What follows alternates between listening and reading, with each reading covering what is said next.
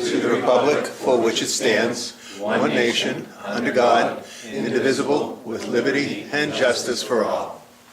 My country 'tis of thee, sweet land of liberty, of thee I sing. Land where my fathers died, land of the pilgrim's pride, From every mountainside, let freedom ring. Well, I didn't ask anybody to do the invitation, so I'd just like to thank everyone for being here and thank God for giving us this time to be together and this food and camaraderie. Amen. Amen. You're natural. And the Secretary Lieutenant will be led by Vice President. It's a pleasure to do the attendance today. Today we have 13 members, a guest, and a speaker. And could I ask Past President Cleve to introduce the guest at your table? Yes, Past President Frank. My pleasure to introduce Gladys. Gladys is the CEO and owner of Craft Food Halls. Welcome. Welcome. And Emir, will you give a brief introduction of our speaker today? I would love to. So it's my pleasure to introduce Lieutenant Eric Carusi of the Lexington Fire Department. Lieutenant Carusi has been working at Lexington Fire since 2015 and was promoted to lieutenant since 2002. Lieutenant Carusi wears many hats. He is a husband and a father to one daughter, active in the SAFE program, which promotes fire safety to students, and also a real estate agent. Welcome. Welcome, Eric. And Past President Dan, would you introduce Yes. our I'm very soon-to-be happy member? introduce our soon-to-be new member, Camille. And we're very happy to have you here and look forward to working with you in the years to come. Thank you. Welcome. And that completes the attendance. Thank you. Charlie, would you mind leading us in the welcome song? Absolutely. Will all guests and visitors please rise? Ooh, like this. There you go. Don't let it flag. We welcome you to Lexington to meet with us today. Our door is always open to our friends at Rotary. We're glad to have you with us and we hope you'll come again to Rotary Lexington. We all say welcome visiting Rotarians. Welcome all you non-Rotarians. Welcome to our club in Lexington. We hope you'll come again.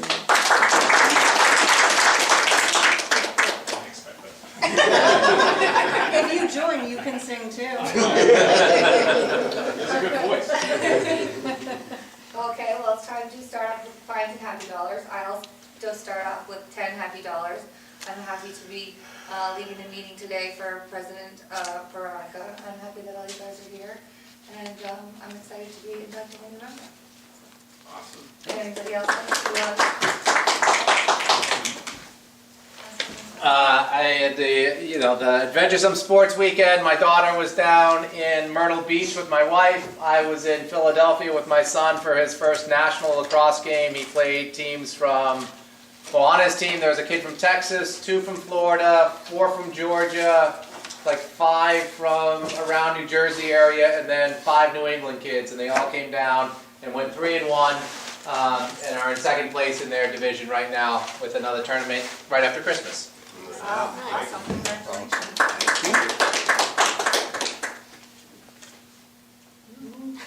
Sorry. The Past President Cleve. President-elect Megan. I was fiddling with my Welcome back. Welcome back. Happy dollars and a slight fine. During my introduction of Gladys, I neglected to say that he is going to be a future member of Rotary. And part of my happy dollars is for Lieutenant Eric from the fire department. He's a rising star in the fire department. I'm not going too much into his background because Yanira is going to go into that, but he is a paramedic. He's one of the people that if something bad happens, he arrives there. More importantly now, recently promoted to lieutenant, so he's in charge of a truck company on the fire department. So he's, like I said, he's a rising star on the fire department. I have 10 happy dollars because Megan's doing a great job as her, as the, whatever this shit is. President on deck, that's right, POD. And of course, for Michelle, our dedicated assistant treasurer. We're so happy to fill in anytime at the drop of a hat. They vote on things when I leave. Because we voted on it. And then I come back and they go, oh, we just voted for you to be the assistant treasurer. Never go to the bathroom when you leave. You never know what you're gonna find. One more. Hey, way down there, yeah. I have 20 happy dollars, actually combined, not that I was happy that I missed the cookouts, but my wife had a full right shoulder replaced 3 weeks ago. And she had the left one done in February, and that went well. This one, the surgery went beautifully. The recovery has been a real adventure, so I'm taking some time off from work to take care of her. But I'm very happy that she got through the surgery, and good times are ahead. Thank you. Past President Michelle? I'm giving only 5 happy dollars right now because it's for the cash raffle that everybody here is going to do such a wonderful job selling the tickets for me this year. Once they're all sold, I'll give more happy dollars.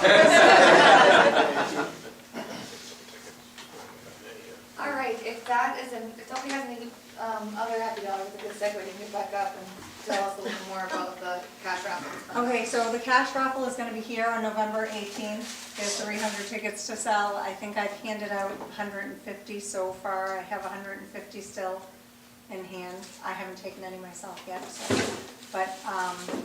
so anybody that's willing to take some, I know some people I've already given to today without choice, but for those of you that don't have any, if you're willing to sell some, it would be very helpful. And you want to just tell them a little bit, like people who don't know what that's all about? So How it works? we give scholarships to the 3 local high schools, normally around $16,000 a year. We give scholarships to the Christian Academy, Lexington High School, and Minuteman with the money that we raise. So it's helpful, it helps the kids that are going off to college in Lexington, so. And if you look at the tickets, the prizes are pretty The good. prizes are pretty good. There's 2 $5,000 prizes and 8 $500 prizes. So, and only 300 tickets are sold, so it's actually, yeah, it's good. We plan on having it here, that's what it says, is here. I just need to check. I'm not sure if the bar's open on Fridays, and I don't know if Danny thought about that either, so we're gonna have to check that. And the heat's That's gonna so be dark. Yeah, the heat does work, so. And The it's snow gonna is be gonna be colder here by then. unless we say something. But right now, it's gonna be here, and if that changes, then we'll send it out to everybody who's purchased tickets. We gather email addresses, so we'll be able to notify everybody if there's a change. So, any questions? How much are each ticket? $100. Only $100. Yeah, Only. only. I have 9 for sale if you're interested. Yeah, so the way it works is each member is billed automatically for one. So you get your one ticket as part of your membership fees. And then if you get, like, he's got 9 more, so he got 10 of them. And so he's gonna go to people that he knows in business and try to sell them, you know, and say, hey, can I get you to basically donate, you know, from him, buy a raffle ticket to donate to the. And if you don't sell them, you usually do what I do, I just buy them. If you don't sell them, you eat them. Give them to my family. Yeah, you give them to your family as gifts. And so, and then the night is like, there will be a bar somewhere. Yes. And wherever it is. That's why I thought of it. I'm like, wait a minute, is the bar? And they have like these rolling, like, balls, tickets, and each number comes out, and you kind of wait, and it's kind of fun to see who gets, you know, what number, and who gets the big prizes, and we try to make an event out of it. It's a good thing. Yeah. And there are 10 winners total. Yes. Yes, yes, 8 $500 ones and 2 $5,000 ones, yeah. Yeah. So, yeah, cool. So All right, thank you that's so it. much. Thank you. Frank, do you want to just give us a little update on Sure. seniors? Again, this year we'll be doing the Sand for Seniors project, be the first weekend in December. And again, for people unfamiliar with the program, this is something we do for Eric. What we do is we distribute ice melt to senior citizens in Lexington so that they won't have slip and slides and have to call Eric. And we deliver up to 50 buckets. Each bucket is 50 pounds of ice melt. And we coordinate this with the town. They identify people in need who would qualify. I mean, our idea is to distribute this to people who are, more or less homebound, who have difficulty going out and purchasing ice melt themselves, or for financial reasons may not be able to afford ice melt. So we, again, do the distribution, beginning of the year, we do refills during the course of the year if they use up the ice melt. And then in the spring, we pick up the buckets and store them for the next year. So we've been doing this for about 10 years now, I think. And they're a really successful program. People really appreciate what we do. When you do the deliveries, often people will meet you at the door and thank you so much for providing them with the ice melt. So it's been a really good program, and we'll do it again this year. Thanks, Frank. And so when you see the sign up come up, so it's the first weekend of December, right? Correct. So you'll get your list of 4 or 5 people that you're gonna deliver it to, and the addresses, their phone number, and then you go to Brookhaven at any time during the weekend, pick up your buckets, drop them off, and that's how it works. And Frank does an awesome job of making sure the houses are all in the You same. know, Yeah, close yeah. by, this is good. That's right, you're not gonna be He going works from very one hard on side it, to the yes. other side, yeah, Yes. they're all clustered It's for very each well, delivery. very well coordinated, yeah. Okay, so the next thing we're going to talk about is the Veterans Breakfast. So that's going to take place Saturday, November 5th, which is coming up at 8 a.m., and it's going to be at the Knights of Columbus this year. So what that is like about 200 veterans and their families from Lexington and Bedford, and we get breakfast from Melio's, and they bring it into the hall, and then the Rotary Club is responsible for We serving serve it, and we clean it up. serving it, cleaning it up, bringing them their breakfast. And so we're trying to get, it's been 200 people, so we're trying to get as many people as we can signed up.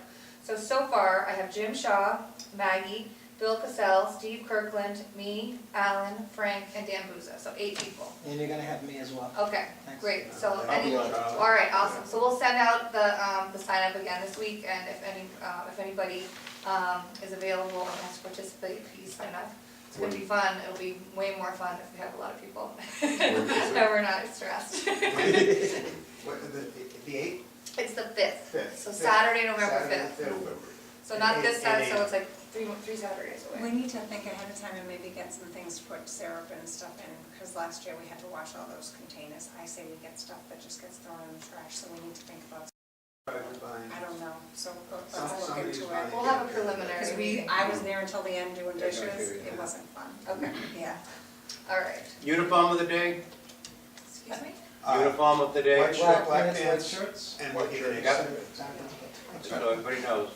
Does anybody else have any announcements or anything? Just the follow-up that we did in the board for the Lexington Concord football game. There is a trophy being created for it.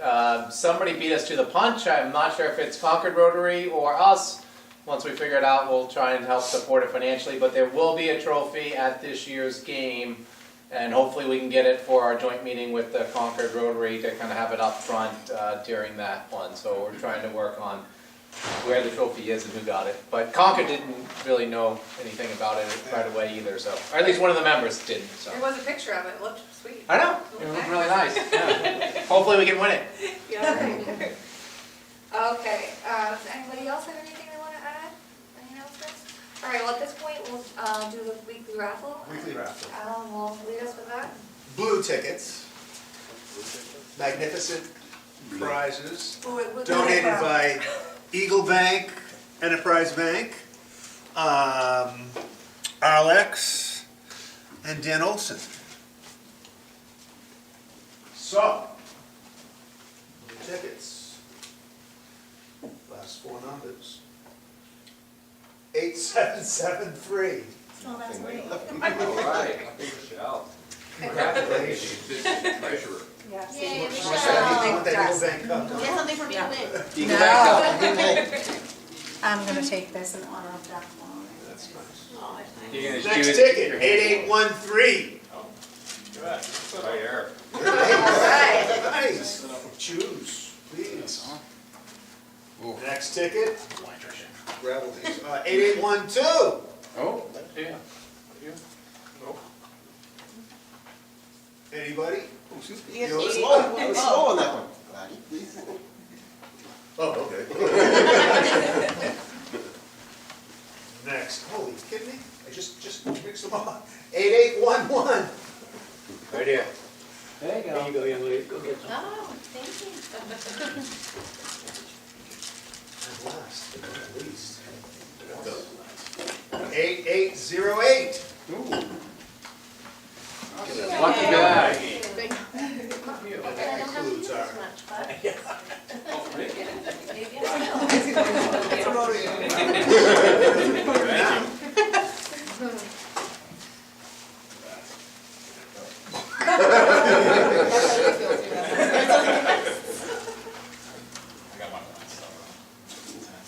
All right, now this is a very exciting portion of the meeting.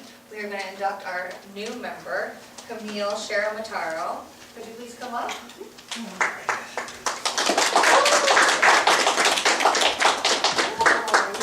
And I believe Dominic is your sponsor. Could you please come up with us as well, Dominic? Yes, the Italian crowd. Do I have to say? Only have two Megan, legs. step, yeah. Yeah. You're like right in it. Here. Better? No, I don't. Oh, yeah. Absolutely. No, this is perfect. Speak up, please. I'm sorry. Oh, please, that's fine. Okay, Camille Sharamataro, we're so pleased to have you here. You have been chosen to membership in the Rotary Club of Lexington because your fellow members believe you to be a leader in your vocation and because you manifest those qualities of head and of heart which fit you to interpret and impart the message of Rotary to those you come in contact. You are the representative of your vocation in this club, and any contribution of an educational value pertaining to that vocation must naturally come through you. On the other hand, you become the ambassador from us to your vocation, and it becomes your duty to carry the ideals and principles of service to your work. We also expect much from you in help and inspiration, which will enable us to be better Rotarians, and with this hope, we most heartily offer you Rotary Fellowship. Camille, I wish to impress on you that you have been admitted not only to the Rotary Club of Lexington, but to a worldwide association, and by virtue of your membership in this club, you will be welcomed into the fellowship of any Rotary Club in the world. The honor and privilege of Rotary membership carries with it duties and obligations. You will be expected to attend the club's meeting regularly, to perform your share of club service, and to place your knowledge and talents at the disposal of the club in its task of carrying the principles of Rotary into the daily life of the community. The community will know and judge Rotary through your embodiment of it in character and service. We accept you as a member because we believe our principles and organization to be safe in your keeping. I ask all the members to rise.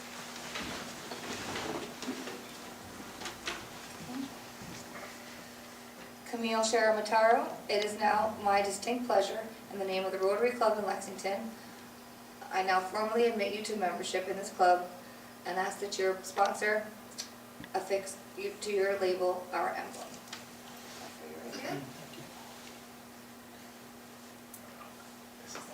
These are now magnetic. I used to have these on. Oh, cheater.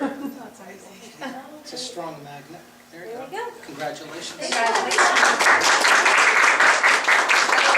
I commend to you our newest member, Rotarian Camille Sharamataro, who has been loaned the title of club member and requests that all of you welcome her. Good, while you're up there, can we just get one picture of all three of you right in the middle? Oh, in the middle. Oh, did you, would you give her her certificate, please?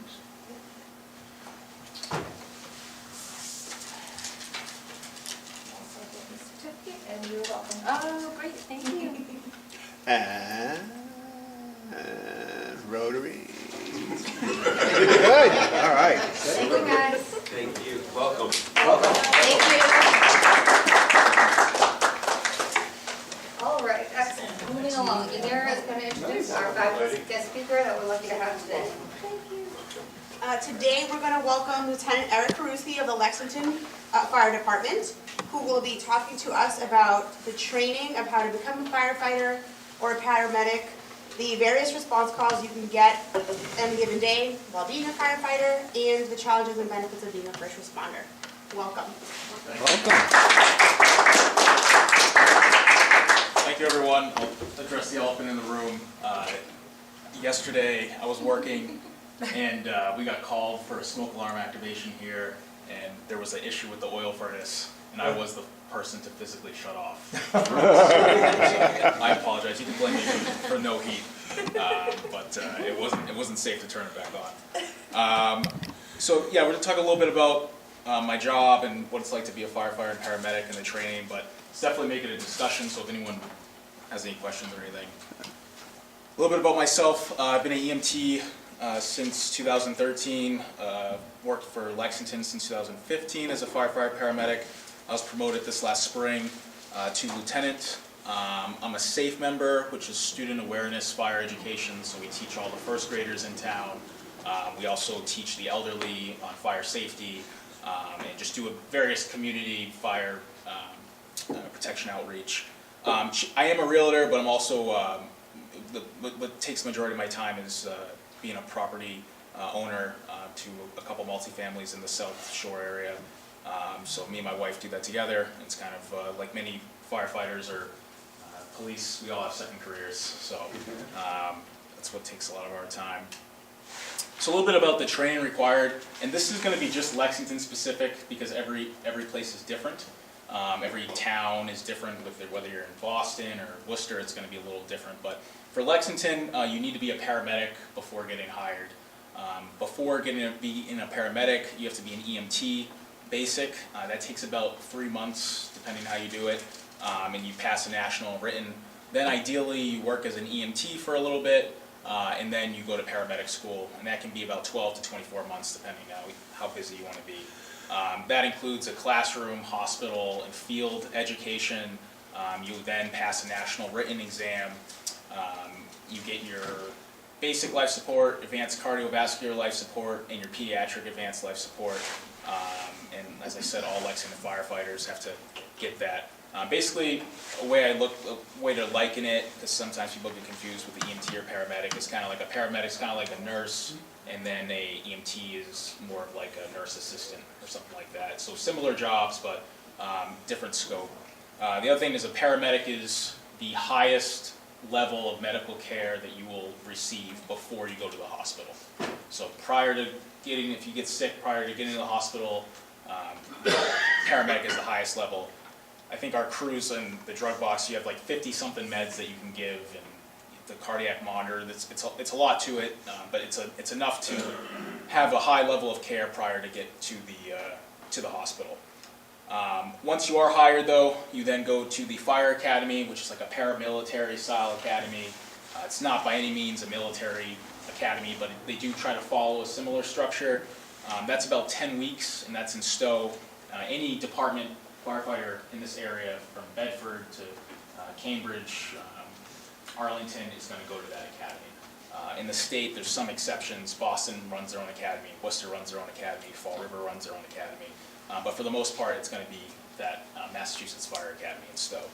After you do that, you get your Firefighter 1 and 2 certification and your hazmat operator level. If there was a real hazmat, you still will call a hazmat team, but it's more of a knowledge assessment for that. Being a paramedic, every year you have to do 36 hours of continuing education, and then we also have monthly education from the doctor from Mount Auburn. So how that works is we have our calls for a month. The doctor reviews those calls. He's our medical director, and he'll basically judge you on how well you did. So it's good and bad. Some of the crews like it, because you get to, obviously learn and improve.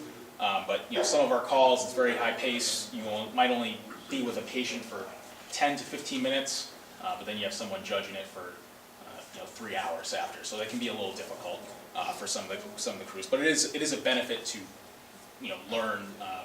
Things are always changing. EMS is a very new field.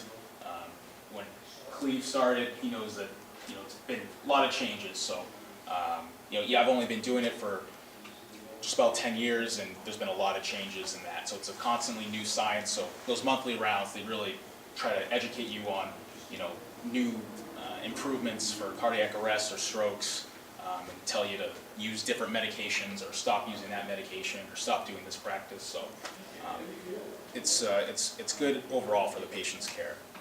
These are some photos of training. Our fire prevention does a good job of utilizing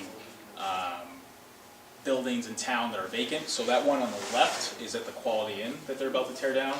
So before they tore it down, before it's boarded up, they allowed us to go in there, break all the doors, cut holes in the roofs, do all firefighter training. That's a couple crews doing a search there.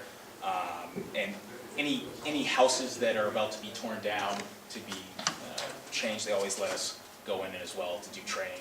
So it's good to get real world training on real houses and encounter different things that you would see for the safety of the crews. That's Lieutenant Ricky on the right. He's the head of the SAFE program. And another thing that the SAFE program does is teach local departments CPR. So that's him actually teaching I believe that's the DPW. But we also teach like the police, teachers, I think even the elderly we have come in. So just various members of the community will teach about fire safety and, or in this case, CPR. Just more photos of training. That's an older firefighter training a younger firefighter. Every day on pump operations. Basically every week we're doing some type of training in between calls. We also utilize on the right there cold conditions to do ice rescue training that I believe is at the res. So we do trainings based on different years. So obviously in the cold we'll do something like that, but come the springtime we'll focus on forest fires and brush fires, things like that. The meadows burned, it was a big fire this spring I believe it was. So we try to make the training kind of specific to what you're gonna encounter for that time of year. This time of year, we actually talk about things like what happened here, oil furnace issues, people are turning on the heat for the first time, the problems that you face with that. So we try to make the training specific, and that is part of my job as a lieutenant, is the training for my group. So we try to make it kind of specific for the time of year that you're gonna face, so it's fresh on everyone's minds. I put together a little bit of an emergency call list. I'm sure I missed something, but just to review some of the things that we could go with and deal with on a given day. Structure fires is obviously firefighter, makes sense, but that is not the majority of what we do. But it is the most dangerous part of what we do, so we do spend a lot of time on that. But a majority of what we do is things at the bottom there, the medical aids. That's medical calls, so anything from strokes, heart attacks, people not feeling well, septic people, any medical emergency from small to large is what we respond to. That makes about 70% of the call volume. So Lexington last year did, I believe, 4,100 calls. So it averages around 11 or 12 a day. So it's the majority of those calls though were medical aid calls. MVAs, motor vehicle accidents, that's a big part of it as well. Lexington's unique compared to some other places where I worked, where you have major highway systems. You have 95, Route 2, so you do get a lot of attention there with the MVAs, and we work closely with the state police on that as well. Power lines down, property protection from water leaks, natural disasters. Obviously you have to be prepared for anything. Hurricane Irma, obviously those firefighters you saw probably on the news dealing with flood conditions. Not that they've dealt with those before, but we have to have the equipment always ready just in case. So we actually have a boat in Lexington that we have and train on. Not that we would ever necessarily use it, but then again, you never really know. So you always have to kind of be prepared and trained for everything, which can be overwhelming because some of the things you feel like you'll never use, but sometimes it can be a once in a career incident that you don't want to be finding out then. Car lockouts with people in it, that happens more than you think. People leave their, lock their keys and leave their kids in the car, just rushing around, it happens. So we got trained by, I believe it was Mal's came, towing, and helped us train on how to unlock a car without damaging it. So we're constantly adding different things. Medical aid calls, as I said, the majority. Traumas, the bike path has had a lot of traumas, and like I said, the highways. Natural gas leaks, residential and commercial, so we can go to gas leaks for something as simple as a problem with your stove, to something as complicated as a main gas line struck on a road or anything. Carbon monoxide as well. You had carbon monoxide in here the other day, but it's cleared out, so you're good. It's safe. You're good. You're good. You're good. Yeah, that's what it is. So we train on things like that. Mutual aid calls. Like I said, we did 4,100 calls last year in Lexington, but that average is about 12 or 13 a day. The problem though is you can have 12 or 13 a day, or you can have 20 a day, or you can have 2 a day. So if you have 20 or 30 calls a day, the resources in Lexington, they don't have it, so other communities would come in, and similar with other communities like Bedford or Cambridge or Arlington or Waltham, we also send trucks to them as well when they have a busy day. So mutual aid is a big part of the fire service in general, because we're not staffed to handle all the calls that could come in at one time. We send out different trucks to other communities when they have busy days, as they send it out to us when we have busy days. So it is a mutual aid, and we're pretty good about that. But that is a large part of what we do for both medical and fire calls. I don't know if you saw in the news, Waltham had that surge of electricity. I don't know if it was just this last week. Fried a bunch of panels, caused a lot of smoke. They had like 90 calls at one time for smoke in the building in fires. And what it was, I don't know exactly, they figured out exactly what it was, but there was some type of power surge, so whether a power line touched a secondary line or a transformer went or something that caused an increase of electricity in all these homes and caused main breakers to fry. So when you get 90 calls at one time, even a city like Waltham can't handle that, right? So Waltham had Lexington and Cambridge, they had everyone in to help assist that. So mutual aid is just as an example of what it is. So when they had that 10 alarm fire in Cambridge a few years ago, Lexington is that as well. So it's and anytime Lexington has something that's big going on, we'll take people in as well. So mutual aid is a big part of the fire service.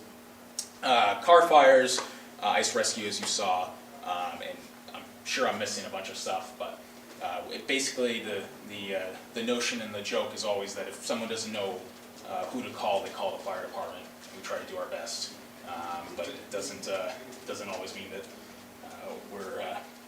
we know what we're going into. Some non-emergency calls. So fire prevention is a big aspect of what we do. We do quarterly inspections at the high school and all the schools actually.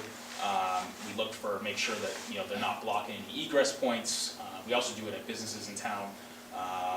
We do fire drills.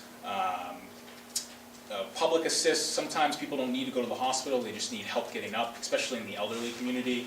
People fall, unfortunately they don't always have family around to help them, so they'll call the fire department to help them with whatever is going on in their house. It can be something as simple as they need help getting up, or we went a couple weeks ago to help an elderly person who was locked in his garage because the power went out. So just basically public assist in general is something that we do as well. Public outreach like we're doing with the SAFE program, and also Discovery Day once a year, trying to get the fire prevention out there.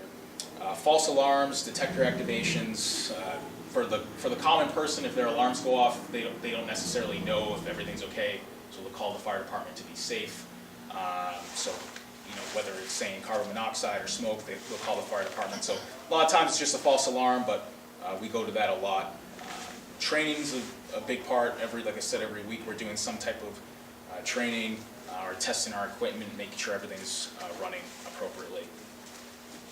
So a typical day for me would be, we work 24-hour shifts, which is a little different than conventional work schedules. So how it works is we'll start at 0800 in the morning for roll call. That's where, as an officer, I assign where the crews are going to be for that day. So that there's rotations involved, to determine who's working on what piece that day to make sure they're not on the same piece over and over again. Also dealing with vacations, call-outs, sicks, things like that. Lexington has 14 to 15 members full-time every day on 4 different groups, not including the chiefs. So at the 2 stations, I'm at the headquarters station right across from the Stop and Shop, and that we have 9 people there, 9 to 10 people there, and then we have 4 people at the East Station. But I get to work around 0700, at 0800 work starts. We have our roll call, the shift assignments, and we work till the next 0800, so 24 hours. This is actually a good example. I worked Friday 0800 to Saturday morning. So Friday to Saturday, I had 24 hours off. Saturday, the whole Saturday, and I went back on Sunday 0800, and I got off this morning at 0800.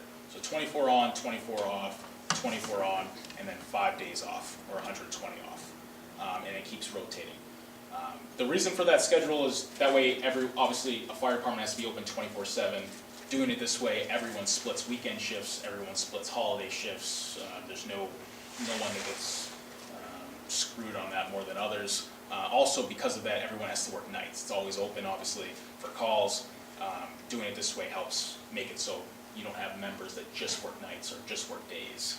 And it also gives you that recovery time that you need. Like I said, we train during the weekdays, we respond to calls in between. We cook meals at the firehouse. I'm not the best cook, but we make it work. And then we have gyms at both stations. I have some photos. This one on the left was at the transformer fire earlier. I was on the first arriving ladder truck on that, right behind the Edison building. That was one of the transformers blew behind there. But that was a good example of mutual aid. That was a 3-alarm fire. So we had communities all over coming to help out with that fire. One of the big things for that was we needed foam because there's PCBs, these oily chemicals in these transformers that water doesn't necessarily put out appropriately. We had a call, I believe we call Massport from the base to come. It was either them or Hanson to come with a foam truck to help with that. And then sometimes the mutual aid we call is not other fire departments. We also call the power company on this one was a big one. And I believe Safe Harbor, one of those clean away companies as well, because of the toxic chemicals in the air from that fire. But that was a good example. This was a good photo that Matt Kaminsky got right when it was about to explode.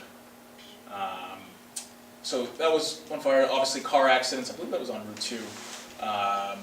A situation like this, you obviously have to worry about if someone is in the car or not.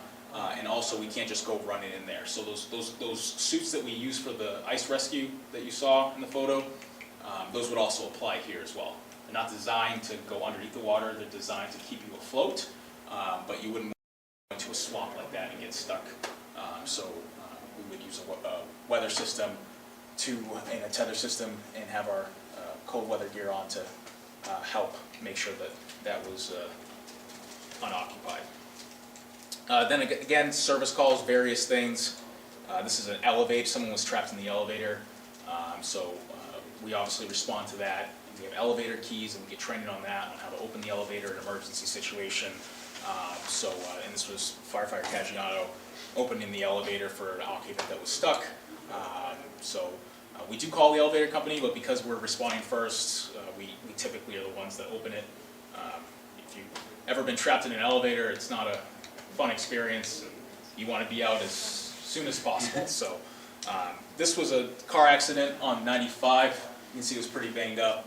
I believe this situation on this was it was one of those car carriers, and it was too high for the bridge. So someone was driving, and you see these 2 cars, but there's actually many more that got smoked. So that was unfortunate for that. A situation like this, it's a big cleanup. We want to make sure the road's safe before we allow cars to start passing again. And also obviously make sure that everyone was okay. Cars off in the side of the road, rollovers is a big one. That's what the ladder truck, if you see, obviously has the 110-foot ladder on it. But one of the big things the ladder truck has is equipment for stabilization. So if you look right here, there's a strut. That car's on its side. But with those struts in for the ladder, it's very stable. It's not going to move anywhere. If there was someone in there, they're safe. The car's not going to continue to roll or move anywhere. That's another big job that the ladder company has, is that stabilization in something that we're trained in. We go to Carroll's junkyard and we train on junk cars, how to stabilize them so when the time comes, we can utilize it quickly. Brush fires, again, we have specialized trucks for that. Car fires is a big one. Here's a couple car fire photos. Typically a car fire doesn't pose an extreme hazard. The problem though would be when one is next to a house and the exposure risk. The other problem with car fires is that it's very bad chemicals that are in them. You would much rather be better breathing in smoke from a house fire or a regular conventional fire than the plastics in the rubber in the cars. So it is a hazard. It's good practice for a house fire, but it is something that we do quite often, it seems. This was at incident, just the ladder crew doing some roof work. This right here on the right, I believe that was on Pleasant Street, right by Wilson's Farm, if I remember correctly. But again, you see this car is pretty unstable. The ladder company hasn't stabilized it yet, but someone was driving and, before getting that patient out of the car, it wouldn't be safe for her to start moving, so you have to stabilize the vehicle. So you can never really know what you're going to get respond to. I was on this call actually. This was on Maple Street. This was a Tesla, even though you can't really make it out because it's pretty beat up. But this was a Tesla that hit a telephone pole, snapped it in half, and it had the power lines down on it. So this call, it was at 3 a.m. I'll remember that because I woke up, and we had the occupant was still trapped in the vehicle. So a concern for this call, for example, was and a difficulty for this call was a couple things. One, you can see these fluids leaking right there. So you wonder, it is a Tesla. Did the battery compartment get punctured? If it did, it's very hazardous material you wouldn't want to touch. So that's a consideration. The big consideration, though, is are these power lines live or not? Because they're actively touching the car. So before we even got there, before waiting, we were waiting for the power company to kill power to the whole area before approaching that person. So that poses a difficulty because that person, even though the crews were in verbal contact with them, that person was injured and ended up going to the hospital.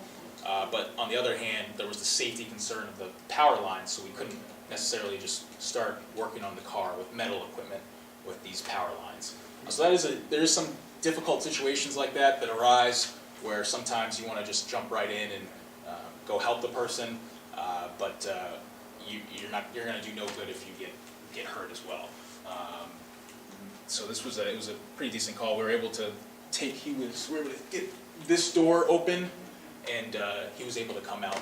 And he had some injuries, but nothing that was life-threatening, if I remember correctly. So then again, various calls. This was a resident who got their leg stuck in a banister. Things like that, just random calls. You kind of have to think outside the box. The spreaders, or the jaws of life, as they're called, the normal ones aren't the best for this because they produce a lot of smoke from the equipment. So we had to use the battery ones so it doesn't get in the way of the victim. So just things like that, you always have to kind of change it up. The other photo there, that was a structure fire on Phillip Road. The crews were ventilating the roof. And that one on the bottom right, I believe, was that Concord fire they had a couple of years ago. That was like a 4-alarm fire, which had water difficulties. But it is rewarding at times. This was a person who I believe was on the bike path, but he went into cardiac arrest. The crews were able to revive him successfully, and he was able to meet the crews the next week to thank them. So that was nice that he came by and took a photo. And then again, part of the student awareness, it is rewarding to teach the young kids things like stop, drop, and roll and fire prevention. So you never really know what you're going to be dealing with, but it is a very rewarding job. Any questions or discussion? Yes? Yep. You mentioned the hotel getting replaced. It's a 6-story building. How are you guys gonna handle that? Because isn't your ladder only 4? Wasn't that like one of the big things that happened to that one condo? Yeah, so the ladder is 110 feet, Yeah. right? It's a 110-foot straight stick, meaning it doesn't have that basket on it. At an angle, though, in an ideal situation, it can get to about 6 to 7 stories. Oh, okay. All right. Now the problem, though, is that one of the big problems is that that's an ideal situation, right? But what happens often is if you have, a bunch of vehicles parked in the way, or the setup's not great, that 110 feet. Sometimes that 110 feet barely reaches this 2-story house if the house is really off the road, right, and set back. So sometimes it's not just about how high it is, but with this ladder, that and also there's a parking garage on Hayden Ave that's about like, with the grade, it's about like 5 stories. So that does pose a problem, but that's as large as they make the ladders for this area, realistically, unless you're in a main city, but in an ideal situation, it should be able to reach that. That's a good question, though. Yep. With EVs coming on, obviously, you can't extinguish an EV fire like you could with a regular combustion engine, so I know you called up Hanskin with the foam with the transformer. You're basically dealing with the same problem with an EV. Absolutely. Because it has a lot of dangerous chemicals in there. Absolutely. And I had just heard on Fox Business when they had the hurricane in Florida, they needed over 1,500 gallons in an EV and they couldn't put it out. Absolutely. They just had to let it burn. Yep. So I'm assuming a lot of fire stations all over the country are going to have to get some kind of a foam truck in addition to what they have. Yeah, because of that. so the foam trucks are very interesting because even with the foam, it would be a challenge. I don't know, do you remember that Tesla that I think a couple people died in that, but in Texas that they had to drop like 2, it was a big story because it shut down the highway for a while. It was a car fire, they just had to let it burn. As far as every department getting a foam truck, I think that's a little unrealistic, just because there is upkeep with that, and it's expensive. It is unrealistic. For things like this, we typically would call a local team. So similar, if we had a high-angle rescue or a hazmat, Lexington doesn't have a hazmat team. What we do is we would call the state hazmat team to come. So I don't know how it's going to be addressed with the EVs, but I would imagine if it is a foam is the solution, that it would go more of a regional, you would have call for a regional foam truck to come. That was a realistic response time to help. Yeah, the reason I say that because most people that have garages are going to have their vehicle in the garage. Absolutely, yeah. And was it Chevrolet, I believe, that they told people that owned the Bolt or the Bolt, either one, to not park it in the house? Because they were catching fire. Yeah, so it's very, we talk about this at work a lot because never before you see all these hybrids and EVs coming up. One of the things that is interesting though is that it's very difficult to tell if the fire in the car is just because it's contents that caught fire in the car, or if it's because of the battery. The way the battery is placed in the EVs, at least in most of them, is in the base because of the weight of them. It's not in the front or the back. So the question becomes, okay, was there a fire in here because of contents, because someone was smoking, whatever, in there, and now if we just let this burn, it could eventually get to that compartment, and now we have an issue, or is it from the battery itself? Right. So that's why a lot of these crews, when they go in, they start extinguishing like they normally would, and then once it keeps burning and burning and burning and burning, they realize, okay, this isn't working out, and they figure out what it is. Something we have been advised, though, is to call a tow truck company, and what they're able to do is flip the vehicle, if it's not flipped, and that helps. Right now, so if you picture a car, the battery's at the base. If that battery gets going, it's going to burn everything above. Right. By flipping the vehicle, it's just burning above, hopefully it'll self-extinguish. Mm-hmm. So there's little tricks like that that you can use.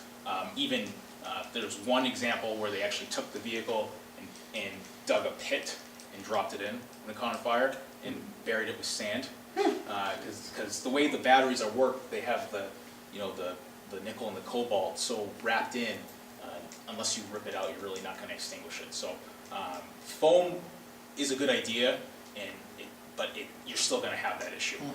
So you have to kind of think outside the box, whether it's towing it away, getting it away out of an area, And then if you do put water on it, you are now posing the risk of toxic runoff Right, as well. so now all your catch basins are all Yes, contaminated yes, with that. so anytime we have a fire or anything on the highway, we see the landfill marks and all that, in the drainage system, we always contact the local conservation to let them know that, hey, you had an incident here, so when they track that water report, they can, if they see a spike in something, in a hazardous chemical, they can relate it back to, you know, oh, well, Lexington had a EV fire last month, maybe it's something to do with that. But it is a problem that's coming up, and the companies have been pretty good. One thing I will say that at least Tesla I know has been good on is they're pretty good on their online site displaying for firefighters where the are. We have the cutters to cut the cars and the posts and the jaws. Electric vehicles have those high voltage lines running through the posts, and if you cut that, you will die. It's a high voltage thing. So they do a good job of showing on that Tesla car, the rollover that we went to. On the way there, I was able to pull up where the no cut zones were because I knew we were going to be cutting the car because the occupant was trapped. And they had a very good diagram on their website about don't cut here, you can't cut here. So that part's good, but it is definitely a problem. These cars being designed that when they do catch on fire, it is going to be an issue and something that needs to be thought about. Thank you. Yeah. Thank you. All right, thank you Just so one- much. One more question. Yeah. I just want to thank you for what you do. I know in law enforcement, it's always a very comforting thing. We're up on the highway there, you call for the fire department, and we hear the sirens coming. It really puts us in a nice comfort zone knowing that you're coming. I appreciate it. Thank you. And thanks for calling Cleve. Before you go, Megan would like Lieutenant to- Eric, we do have a gift for you in honor of you coming to speak to us today. We've given a donation to the Rotary Club International End Polio Now campaign to vaccinate Oh, thank 40 you. children against polio. Oh, that's very nice. Thank you very look much. this way. Might need to send that to New York City now. Thank you. That's very nice. Okay, everybody, thank you for coming to this fabulous meeting. 50-50. Are about to, 50-50 I'm round. not done.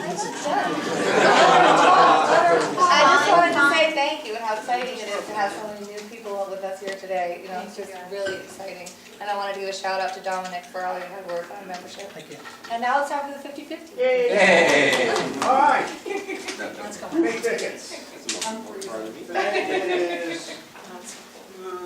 is $25.